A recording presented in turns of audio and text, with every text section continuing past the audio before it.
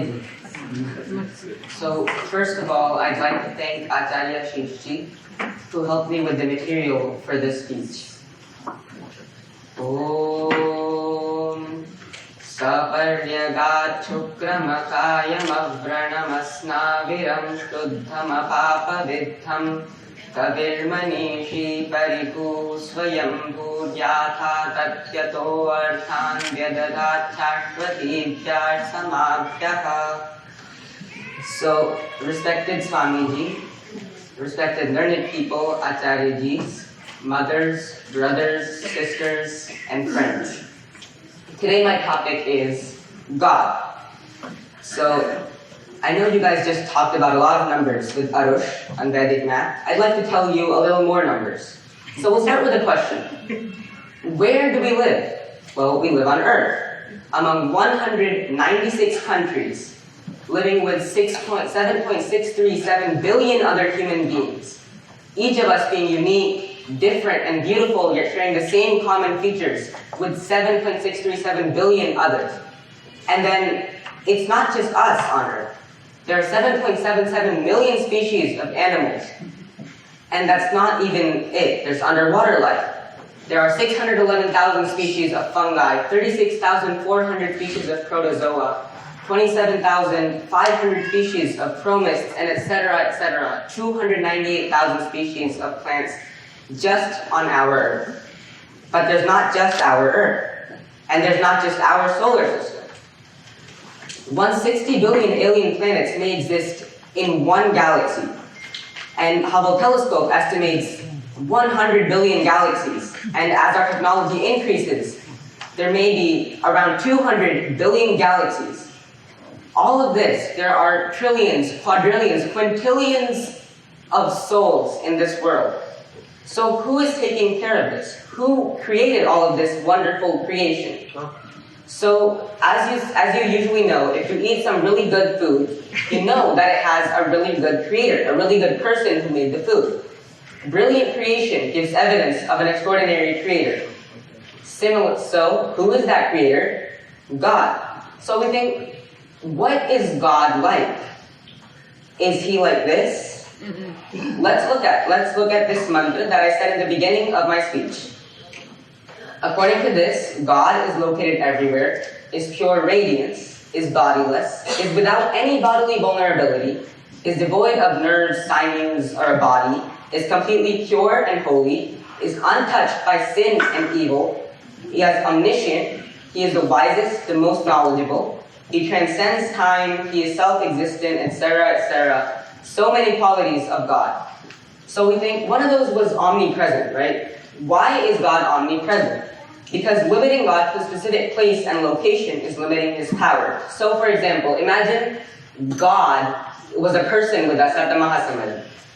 He would not know what is going on in India or in China or Australia or Britain because he is limited to a human body. And that's what this is saying. So God is everywhere, he's omnipresent. So obviously he's bodiless. Because he is bodiless, he cannot be depicted in an idol, an icon, a painting, or a statue. For example, have you ever seen an idol of empty space? No, because it doesn't have a body. Similarly, God doesn't have a body, so he can't be depicted in an idol.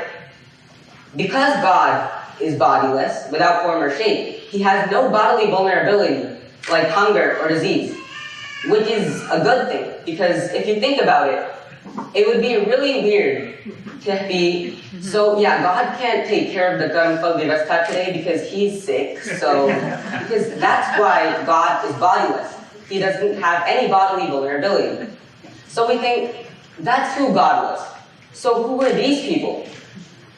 We call them Bhagwan Ram, Bhagwan Krishna. Doesn't Bhagwan mean God? So these were great people who followed the teachings of Dharma, who were truthful, and who followed teachings of Ved, who were non-violent, etc. They were not God. We should follow their lives, and we should imbibe their qualities into our lives to become better people. Another quality about God, God was never born, and he will never die. So that means God is eternal.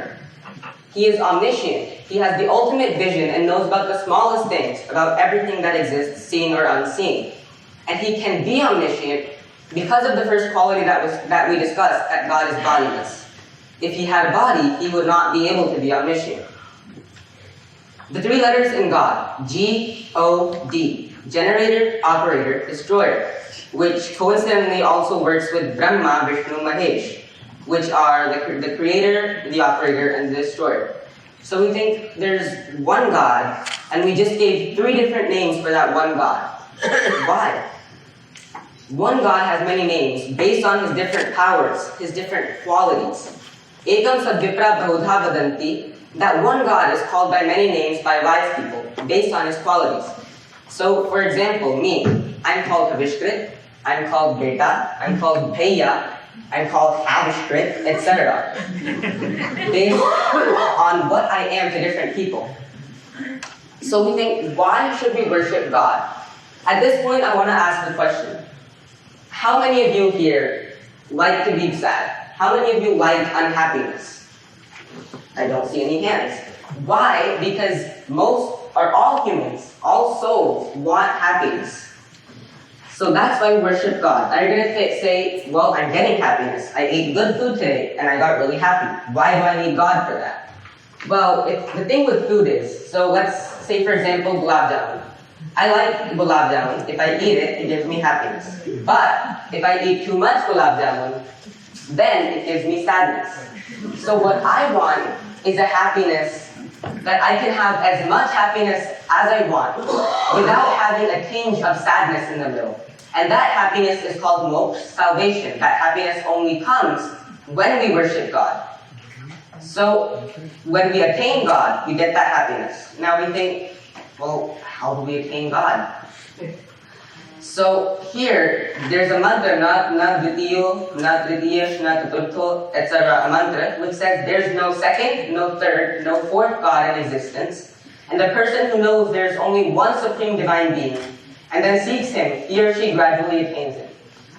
So here we think, well, the word knows. I know that there's only one God.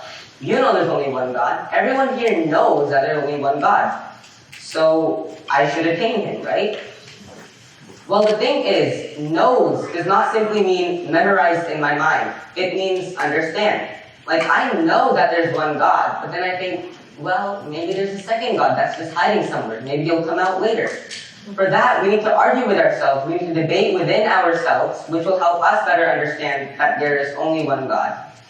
So, I wanted to show you, before I conclude, I just wanted to show everyone here what God actually looks like. So anyone who wants to see that, please raise your hand. God is formless, so you can't see anything.